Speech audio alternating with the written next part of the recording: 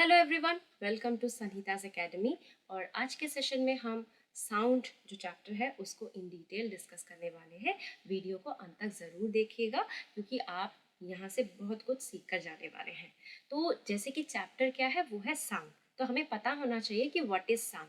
Sound is a form of energy that produces the sensation of hearing in our ears. So sound एक energy का form है और ये हमारे सुनने के सेंसेशन को प्रोड्यूस करती है।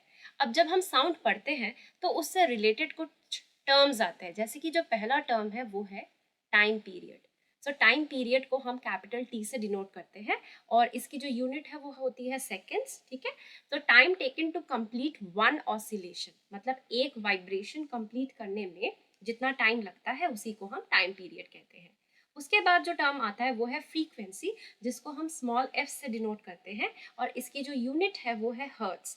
ठीक है, so it is the number of oscillations in 1 second.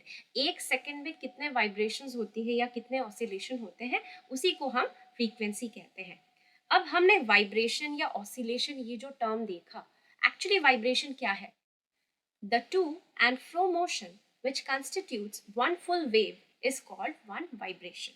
So to and fro motion मतलब जैसे कि आपने देखा था ना कि ये पेंडुलम है, तो पेंडुलम एक बार इधर जाता है, फिर लौट के अपने मीन पोजीशन पे आता है, फिर मीन पोजीशन से दूसरे जगह जाता है, फिर अगेन अपने मीन पोजीशन पे आता है। तो ये होता है टू एंड फ्रो मोशन। सो ये जो टू एंड फ्रो मोशन है जो कि एक फुल वेव को कंप्लीट करता है, इसी को हम क्या कहते हैं? इसी को हम वाइब्रेशन कहते हैं। फिर जो दूसरा टर्म आता है रिलेटेड टू साउंड वो है वेवलेंथ, जिसको हम लैम्डा से डिनोट करते हैं और इसकी जो यूनिट है वो है metre. The length of a wave corresponding to one oscillation is known as its wavelength.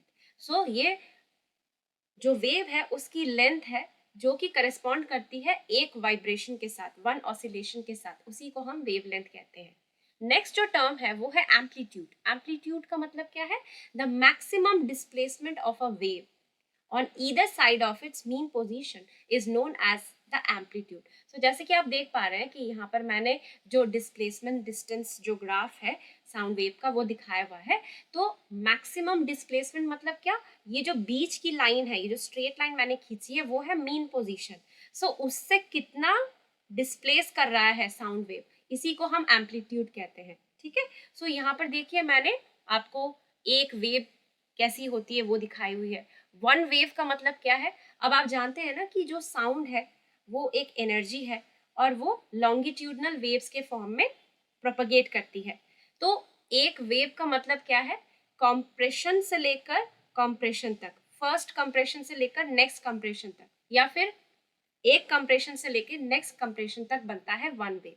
या फिर हम कह सकते हैं वन रेरिफैक्शन से लेकर नेक्स्ट रेरिफैक्शन तक होता है वन वेव। ओके, एम्पलीट्यूड तो मैंने आपको बता दिया कि मीन पोजीशन से जो साउंड वेव की जो मैक्सिमम डिस्प्लेसमेंट होती है उसी को हम एम्पलीट्यूड कहते हैं।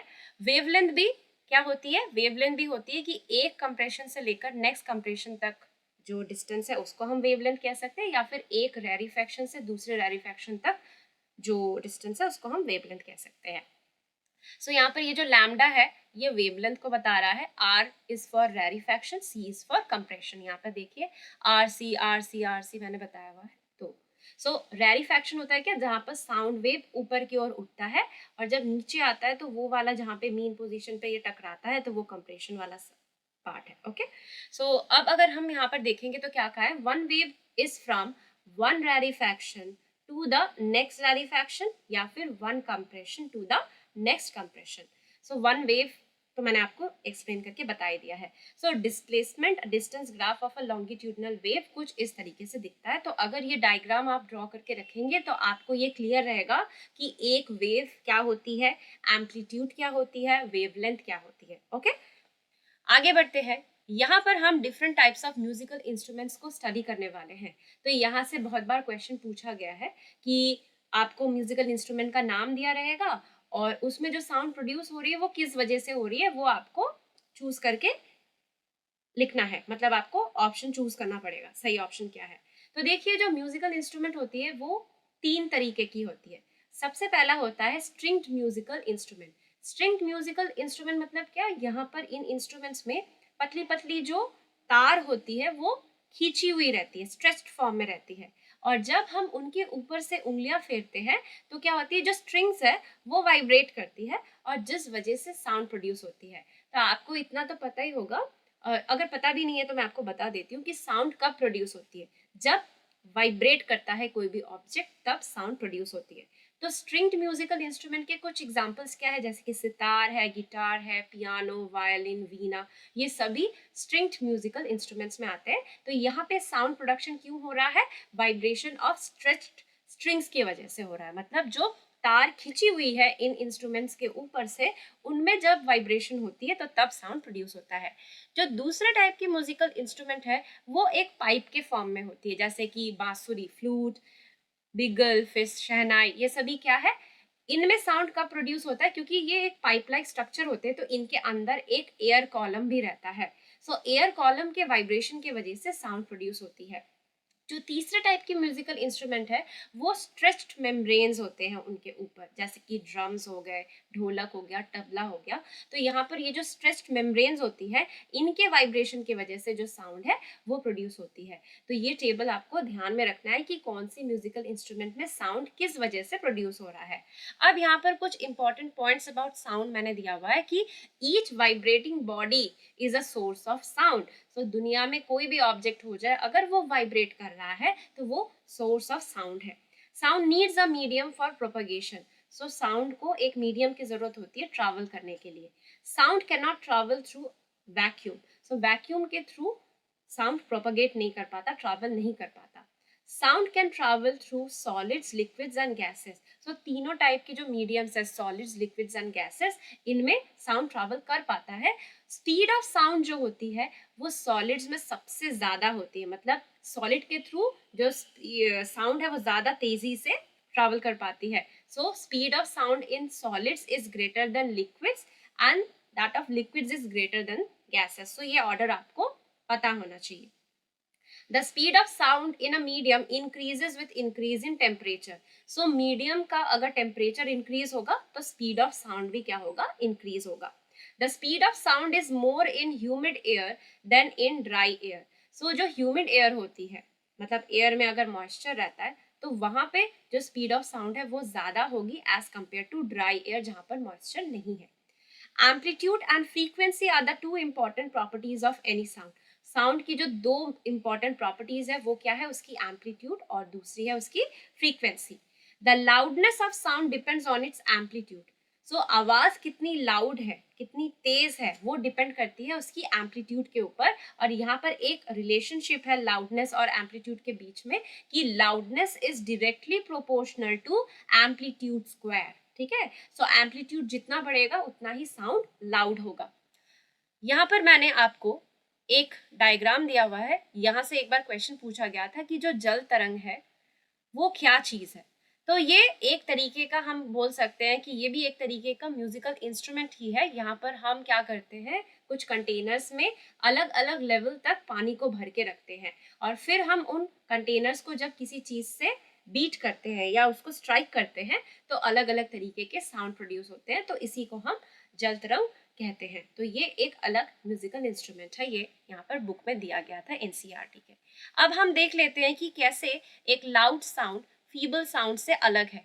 सो देख पा रहे हैं ना आप यहाँ पर कि जो लाउड साउंड है उसमें जो एम्पलीट्यूड है, मतलब जो मैक्सिमम डिस्प्लेसमेंट है, वो फीबल साउंड के कंपैरिजन में ज्यादा है। Okay, so loudness depends on amplitude square, like loudness is proportional to amplitude square. तो जितना एम्पलीट्यूड होगा उतना ही लाउडनेस बढ़ेगा।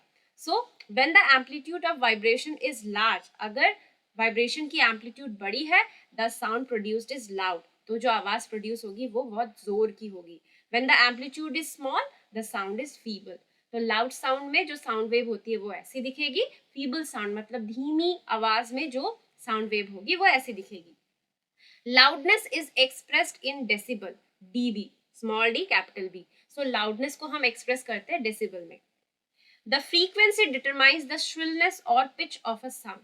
तो frequency determine करती है sound की pitch या shrillness कैसी होगी। तो जो frequency है वो pitch of the sound के proportional है. It is directly proportional to the pitch of the sound. तो जैसे कि आप देख पा रहे हैं कि यहाँ पर ड्रम जो साउंड प्रोड्यूस कर रहा है और एक विसल जो साउंड प्रोड्यूस कर रहा है, उसमें फ्रीक्वेंसी यहाँ पे ड्रम वाले में कम है, ठीक है, जिस वजह से जो पिच है वो भी कम है। तो आप देख पा रहे हैं ना, यहाँ पर जो ऑसिलेशंस है वो कम है एज कंपेयर टू विसल वाली ऑसिलेशन। सो ऑसिलेशन ज्यादा मतलब क्या, फ्रीक्वेंसी हाई, तो पिच भी हाई होगी। अब आते हैं हम हियरिंग ऑर्गन को जानेंगे कि किस तरीके से हम साउंड को सुन पाते हैं। तो सबसे पहले क्या है कि हमारे कान का जो बाहरी हिस्सा है उसके थ्रू क्या होता है, हमारे कान के अंदर आवाज एंटर करती है, sound enters the ears, it travels down a canal at the end of which there is a thin stretched membrane called eardrum. So अंदर की ओर एक स्ट्रेच्ड मेम्ब्रेन है, बहुत ही पतली सी मेम्ब्रेन है जिसको हम कहते हैं ear drum. Sound vibrations make the ear drum vibrate. तो क्योंकि आवाज जो कान तक पहुंच रही है तो ऑब्वियसली वो भी किसी चीज की वाइब्रेशन है, साउंड वाइब्रेशंस है, वो ईयर ड्रम तक पहुंचते ही क्या होगा, क्योंकि ये स्ट्रेच्ड मेम्ब्रेन है और बहुत ही पतली है, तो ईयर ड्रम्स भी वाइब्रेट करने लगते हैं। The ear drum sense vibration to the inner ear, और ये जो ईयर ड्रम वाइब्रेट की वो इन वाइब्रेशंस को इनर ईयर तक पहुंचाती है और इनर ईयर फर्दर सिग्नल पहुंचाती है ब्रेन तक, और फिर हम सुन पाते हैं कोई भी साउंड। सो इस तरीके से हम कोई भी साउंड को सुन पाते हैं with the help of our ears. So देखिए यहाँ पर हमको दिखाया गया है, हमारा कान कुछ ऐसा दिखता है, तो ये बाहर वाला हिस्सा जो है इसको हम पिना कहते हैं, ठीक है, ये एक फनल जैसा स्ट्रक्चर है। सो इसके थ्रू जो साउंड वेव्स है वो एंटर करती है, जो साउंड वाइब्रेशंस है वो एंटर करती है और पहुंचती है यहाँ तक। ये वाली जो पार्ट है, ये वाली जो पार्ट है ये है ईयर ड्रम, ठीक है। सो इसको जूम इन करके दिखाया गया है। तो ये ईयर ड्रम क्या है, एक स्ट्रेच मेम्ब्रेन है, बहुत ही पतली सी मेम्ब्रेन है, ये वाइब्रेट करती है साउंड वाइब्रेशंस के वजह से। फिर ये वाइब्रेशंस पहुंचती है इनर ईयर तक, इनर ईयर से फिर सिग्नल ब्रेन को जाता है और ब्रेन फिर जो सिग्नल को रीड करके हमको साउंड को पहचानने में मदद करता है। ये जो ईयर ड्रम है बहुत पतली होती है, इसलिए कहा जाता है कि कोई भी शार्प ऑब्जेक्ट हमको कान के अंदर नहीं डालना चाहिए, क्योंकि अगर ईयर ड्रम फट जाता है या किसी टाइप का उसमें वुंड आ जाता है तो फिर हमारे सुनने की क्षमता चली जा सकती है। अब आते हैं sound produce by humans. Humans, जैसे कि मैं आपसे अभी बात कर रही हूँ, तो जो साउंड प्रोड्यूस हो रही है वो कैसे हो रही है। In humans the sound is produced by the voice box और द लैरिंग्स। हमारे गले में वॉइस बॉक्स है, ठीक है, ट्रेकिया के ऊपर वो लोकेटेड रहती है, मतलब विंड पाइप के ऊपर वो सिचुएटेड रहती है, उसको हम वॉइस बॉक्स भी कहते हैं या फिर लैरिंग्स भी कहते हैं। तो वॉइस बॉक्स का काम है साउंड प्रोड्यूस करना ह्यूमंस में। It is at the top of the wind pipe, मतलब ट्रेकिया के ऊपर या विंड पाइप के ऊपर ये सिचुएटेड है। Two vocal cords are stretched across the voice box or larynx in such a way that it leaves a narrow slit between them for the passage of air. कह रहे हैं कि दो पतली पतली वोकल कॉर्ड इसके ऊपर स्ट्रेच्ड फॉर्म में रहती है, जिसके वजह से बीच में एक नैरो स्लिट, मतलब बीच में थोड़ा सा गैप रह जाता है, और इसके थ्रू क्या होता है, एयर आ जा पाती है, एयर पैसेज के लिए ये जगह होती है। When the lungs force air through the slit, जब लंग हवा को फोर्स करती है इस छोटे से गैप से, द वोकल कॉर्ड्स वाइब्रेट, तो जो वोकल कॉर्ड्स है वो वाइब्रेट करने लगते हैं, जिस वजह से साउंड प्रोड्यूस होती है। Muscle attach to the vocal cords can make the cords tight और लूज। ये वोकल कॉर्ड से अटैच रहती है मसल्स, ठीक है, तो मसल्स के कॉन्ट्रैक्शन और रिलैक्सेशन के ऊपर डिपेंड करता है कि जो वोकल कॉर्ड्स है वो टाइट है कि लूज है। When the vocal cords are tight and thin, जब vocal cords टाइट होती है, मतलब फुल स्ट्रेच्ड होती है और पतली पतली होती है, तो तब जो वॉइस की क्वालिटी है वो अलग होगी जब वोकल कॉर्ड लूज हो और थिक हो। तो हमारे वोकल कॉर्ड का जो कितना स्ट्रेच्ड है, ठीक है, थिक है कि थिन है, उस पर निर्भर करता है कि क्वालिटी ऑफ साउंड कैसी है। अब हम देखेंगे Audible and inaudible ranges of sound. तो फ्रीक्वेंसी रेंजेस 20 हर्ट्ज के नीचे जो साउंड होती है वो होती है इंफ्रासोनिक या सबसोनिक साउंड कहलाती है। ये इंसान नहीं सुन पाते, ये ऑडिबल रेंज में नहीं आता, ये इनऑडिबल रेंज में आता है। 20 हर्ट्ज से लेकर 20,000 हर्ट्ज तक ऑडिबल रेंज है जो कि इंसान सुन पाते हैं। अबव 20,000 हर्ट्ज अल्ट्रासोनिक साउंड्स कहलाते हैं, जो कि अगेन ह्यूमंस सुन नहीं पाते। Dogs can hear sounds of frequencies higher than 20,000 hertz. जो कुत्ते होते हैं वो 20,000 हर्ट्ज से ज़्यादा की फ्रीक्वेंसी सुन पाते हैं, इसीलिए उनके लिए स्पेशल विसल्स होता है, जो पुलिसमैन यूज करते हैं ताकि वो रिस्पॉन्ड कर सके। Ultrasound equipment works at frequencies higher than 20,000 hertz. So ultrasonography जिस मशीन के वजह से होती है वो जो साउंड प्रोड्यूस करती है वो 20,000 हर्ट्ज के ऊपर की होती है। तो वो जो इक्विपमेंट है वो फ्रीक्वेंसीज जो कि 20,000 हर्ट्ज के ऊपर है उस पर काम करती है। फिर बुक में दिया गया था कि what is noise and what is musical sound. So noise को हम क्या कहते हैं, unpleasant sounds are called noise, मतलब जो आवाज बिल्कुल भी अच्छी ना लगे उसको हम नॉइज कहते हैं। और म्यूजिकल साउंड क्या है, वो प्लीजिंग टू द ईयर होती है, मतलब वो बड़ी अच्छी लगती है, कानों को भाती है ऐसी आवाज। सो नॉइज के कुछ एग्जांपल्स क्या थे, horns of buses and trucks, ठीक है, students speaking together in a classroom, जैसे कि टीचर्स का जो फेमस डायलॉग है कि क्लासरूम को मछली बाजार बना दिया है। तो मछली बाजार कब बनता है, जब सारे बच्चे एक साथ बात करते हैं तो किसी की भी बात समझ में नहीं आती और ये एक नॉइज में बदल जाता है। Sound produced by harmonium, sound produced by sitar. So कोई भी म्यूजिकल इंस्ट्रूमेंट जो साउंड प्रोड्यूस करता है वो कैसा साउंड होगा, वो प्लीजेंट होगा, वो म्यूजिकल साउंड कहलाएगा। सो देखिए यहाँ पर हमको वोकल कॉर्ड और जो वॉइस बॉक्स इन ह्यूमंस है वो दिखाया गया है। तो जो वॉइस बॉक्स है वो उसकी लोकेशन कुछ इस जगह पे है, मतलब लड़कों में जो एडम्स एप्पल बहुत ही प्रोमिनेंट होता है तो वो एक्चुअली उनका वॉइस बॉक्स ही है, जो आफ्टर प्यूबर्टी वो थोड़ा सा बल्ज्ड आउट करके रहता है। तो ये है हमारा जो वॉइस बॉक्स है, उसको ऊपर से दिखाया गया है। तो ये जो दो आपको लाइंस दिख रही है ये एक्चुअली क्या है, these are the vocal cords, ये वोकल कॉर्ड्स है, ठीक है। और बीच में यहाँ पे जो आपको गैप दिख रहा है ये वो स्लिट बताया गया है जिसके थ्रू हवा आ जा सकती है। तो जब लंग्स इसी नैरो स्लिट से हवा को फोर्स करती है तो उसके चलते क्या होता है कि ये जो वोकल कॉर्ड्स है ये वाइब्रेट करती है और ह्यूमंस में साउंड प्रोड्यूस करती है। और ये वोकल कॉर्ड्स कितनी खिंची हुई है, थिक है कि थिन है, उस पर डिपेंड करता है क्वालिटी ऑफ द साउंड। आगे चलते हैं, आगे हम देखेंगे कि what is noise pollution. So presence of excessive और unwanted sounds in environment is called noise pollution. मतलब एनवायरनमेंट में कुछ ज्यादा ही आवाज होना, अनवांटेड साउंड्स का होना ही नॉइस पोल्यूशन कहलाता है। सो नॉइस पोल्यूशन के कुछ कॉजेज यहाँ पर हमें दिए गए थे बुक में। क्या था, sounds of vehicles. So vehicles जो हॉर्न्स बजाते हैं सो उससे नॉइस पोल्यूशन होता है। फिर explosions like bursting of crackers, तो जब हम क्रैकर्स को फोड़ते हैं दिवाली में या कोई भी स्पेशल ओकेशन में तो जो ज़्यादा साउंड वाले क्रैकर्स होते हैं लाइक 80 डेसिबल के ऊपर के जो भी साउंड्स होते हैं वो नॉइस पोल्यूशन के लिए रिस्पॉन्सिबल है।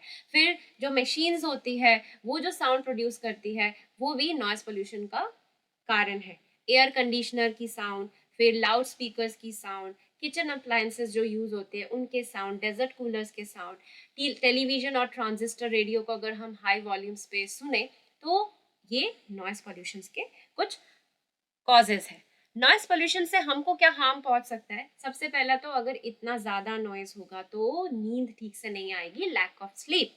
फिर इसके चलते हाइपरटेंशन यानी कि हाई ब्लड प्रेशर भी होता है, एंजाइटी होती है लोगों को बहुत ज्यादा। और कोई इंसान वो अगर लाउड साउंड बहुत दिनों से सुने जा रहा है, सपोज कोई इंसान एक ऐसी फैक्ट्री में काम करता है जहाँ पर बहुत ही नॉइस पोल्यूशन है, तो वो क्या है, ही इज और she is expose to loud sound continuously. तो उनको टेम्पोररी या फिर परमानेंट इम्पेयरमेंट ऑफ हियरिंग हो सकती है, मतलब वो या तो कुछ दिन तक ठीक से ना सुन पाए या फिर परमानेंट हियरिंग लॉस हो सकती है उनको। सो किस तरीके से हम नॉइस पोल्यूशन को कम कर सकते हैं, तो हम क्या कर सकते हैं कि हम साइलेंसिंग डिवाइसेस को इंस्टॉल कर सकते हैं, कहाँ पे, एयरक्राफ्ट इंजन्स में, ट्रांसपोर्ट व्हीकल्स में, इंडस्ट्रियल मशीन्स में या फिर होम अप्लायंसेस में, जो कि जो ये नॉइज है उसको साइलेंस कर देगी। All noisy operations must be conducted away from any residential areas. Residential areas मतलब जहाँ पर लोग रहते हैं उनसे दूर हमको जितने भी noisy काम है उनको करना है, मतलब रेसिडेंशियल एरिया से दूर जाकर हमको इंडस्ट्रीज बिल्ड करनी चाहिए, फैक्ट्रीज बिल्ड करनी चाहिए ताकि जो लोग रहते हैं उनको कोई दिक्कत ना हो। Noise producing industries should be set up away from residential areas. तो जो मैंने आपसे कहा कि कोई भी ऐसी फैक्ट्रीज या इंडस्ट्रीज है जहाँ पर बहुत ही ज्यादा नॉइज होती है तो उनको बहुत ही दूर जाकर सेटअप करना है रेसिडेंशियल एरियाज से। Minimising the use of automobile horns, और हॉर्न्स का जब जरूरत ना हो उनको ब्लो करना, ये हमको मिनिमाइज करना है। Running TV and music systems at low volumes, कम आवाज में हमको टीवी और म्यूजिक सिस्टम को चलाना है। Planting trees along the roads and building to cut down on the sounds reaching the residents, तो हम क्या कर सकते हैं, बहुत सारे पेड़ लगा सकते हैं रोड्स के किनारों पे, ठीक है, बिल्डिंग्स के आजू बाजू, ताकि जो साउंड है, जो नॉइज है, वो जहाँ पर लोग रहते हैं वहां तक ना पहुंचे। यहाँ पर कुछ चीजें मैंने फॉर्मूला के तौर पर आपको दी हुई है कि अगर हमको जैसे कि फ्रीक्वेंसी अगर फाइंड आउट करना है तो उसका जो फॉर्मूला है वो है 1/टाइम पीरियड। वैसे ही अगर हमको टाइम पीरियड फाइंड आउट करना है तो वो है 1/फ्रीक्वेंसी। अब speed of the sound, wavelength और टाइम के बीच में क्या रिलेशन है, वो है ऐसा। स्पीड इज इक्वल्स टू, यहाँ पर दिखाया गया है डिस्टेंस बाई टाइम, ये तो हमको पता ही है। तो यहाँ पे स्पीड को हमने v से डिनोट किया है, और जो वेवलेंथ है, डिस्टेंस को यहाँ पर हमने वेवलेंथ जो कि लैम्डा से डिनोट किया है, और ये जो है इसका लैम्डा इंटू ये 1/t है ना, तो हम जानते हैं 1/t is equals to frequency, तो speed v is equals to wavelength into frequency भी हम लिख सकते हैं। तो ये एक रिलेशनशिप हमको मिला। फिर हमने बुक में देखा था कि loudness is directly proportional to amplitude square.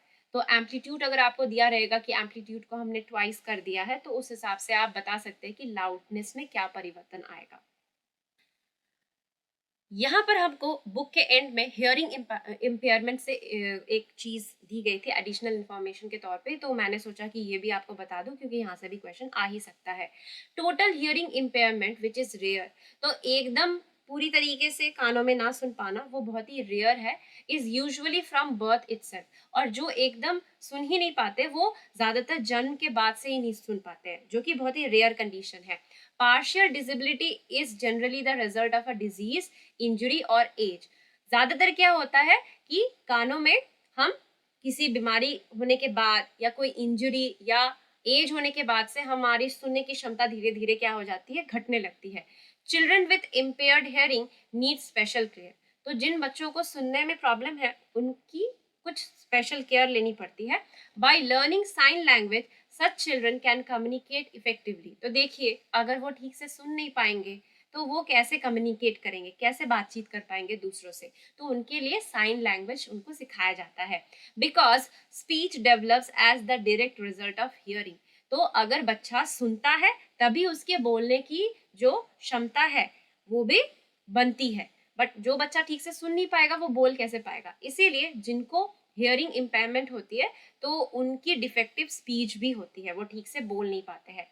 Technological devices for hearing impaired have made it possible for such persons to improve their quality of life, तो बहुत सारे आजकल अच्छे अच्छे हियरिंग एड्स आ चुके हैं जिनको अगर हम पहनते हैं या जिनको प्रॉब्लम है वो अगर पहनते हैं तो उनको आसानी से चीजें सुनाई देती है और वो प्रॉपरली अपना काम कर सकते हैं। Society can do much to improve the living environment for the hearing impaired and help them live normal life, तो देखिए ये हमसे थोड़ा सा हटके है, ठीक है, मतलब ये हमसे ऊंचे है या नीचे है ऐसी कोई बात नहीं, बस वो हमसे थोड़े अलग है।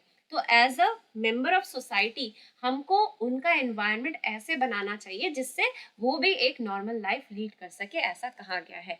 भेदभाव नहीं करनी है, उनको बुली नहीं करना है, जितना हो सके उनकी मदद करनी है। तो यहाँ पर ये जो चीज़ थी वो चैप्टर के एंड में दी गई थी, तो मैंने उसको भी डिस्कस कर दिया क्योंकि यहाँ से क्वेश्चन क्या आ सकता है कि असर्शन और रीजन टाइप का क्वेश्चन आ गया कि जिनको सुनने में प्रॉब्लम होती है उनको स्पीच में भी दिक्कत होती है, या फिर दे दिया कि जिनको सुनने में प्रॉब्लम होती है वो ठीक से बोल पाते हैं, इस टाइप का कुछ दे दिया। तो फिर आपको पता होना चाहिए कि जो सुन नहीं पाते हैं उनकी स्पीच में भी प्रॉब्लम होती है, तो इसीलिए मैंने इसको भी कवर अप कर दिया। आशा करती हूँ कि आपको मेरा आज का जो वीडियो है वो पसंद आया होगा। अगर पसंद आया तो प्लीज़ इसे लाइक और शेयर कीजिए। मेरे चैनल सनीताज एकेडमी को सब्सक्राइब कीजिए, जो बेल आइकन है उसको प्रेस करके रखिए ताकि आपको हर एक वीडियो की अपडेट्स टाइम टू टाइम मिलती रहे। मिलते हैं ऐसे ही सेशन के साथ अपने नेक्स्ट सेशन में। Till then take care and bye bye.